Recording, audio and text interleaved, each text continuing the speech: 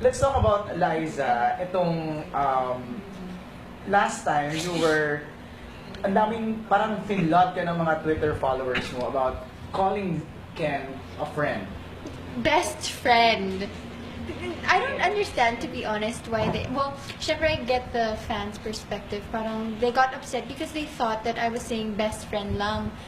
But I didn't say lang in it. I just said he's my best friend. Just because you call someone your best friend doesn't mean you're friend zoning them. Can't people start off as being best friends? That's what I meant by that. Pero I didn't mean to offend the fans, like saying, he's only my friend, pinapaasa ko lang kayo, ganyan-ganyan. It's not like that. Diba? Pero ano ba talaga kayo? Ano ba talaga tayo? I don't know. You answer! Para Tutulak mo. to stop the speculation. No, people speculating and calculating. Wait lang, ito lang tanong. Sa lahat ng best friends, sino Bakit ako tatanungin mo? Siya yung friend mo? nag-i-interview, oh. Tinatanungan lang kita. Oh, ikaw. Paano? Ano? So what's the real score? Are you guys best friend? Friend? Pinapaasa lang ba talaga? O kayo na? Parang ganun na rin. Parang kami na. Pero, I mean, siyempre you have to respect her family first, her side. No labels na lang. There's no label yet. Yeah, but parang ganun na rin. So, You blushed when he said parang kami na. No!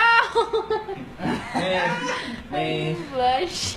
meron blush. No, I'm wearing blush on.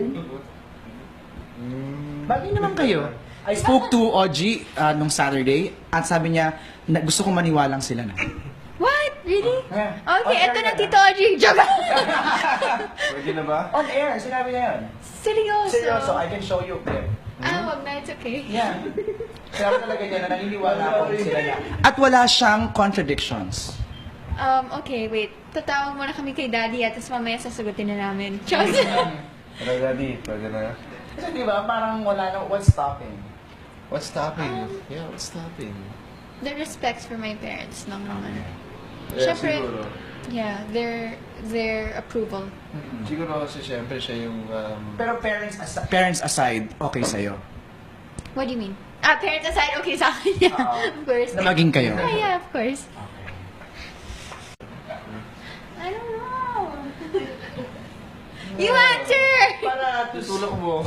to stop the speculation. No, people speculating and calculating.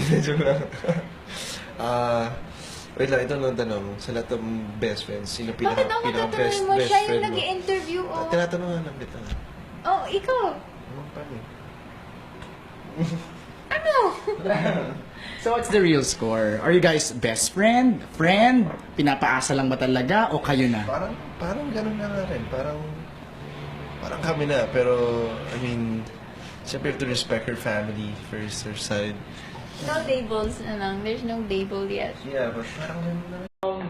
Let's talk about Liza. Itong last time you were, ang daming parang finlot ka ng mga Twitter followers mo about calling Ken a friend. Best friend. I don't understand, to be honest, why they... Well, syempre I get the fans' perspective. Parang they got upset because they thought that I was saying best friend lang. But I didn't say lang in it. I just said he's my best friend. Just because you call someone your best friend doesn't mean you're friend zoning them. Can't people start off as being best friends? That's what I meant by that. Pero I didn't mean to offend the fans, like saying, he's only my friend, pinapaasa ko lang kayo, ganyan-ganyan. It's not like that. Diba? Pero ano ba talaga kayo? Ano ba talaga tayo? So, You blushed when he said parang kami na. No!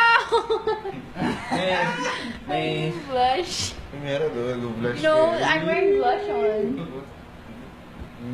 Bagay naman kayo. I spoke to OG nung Saturday at sabi niya na gusto kong maniwalang sila na. What? Really? Yeah. Okay.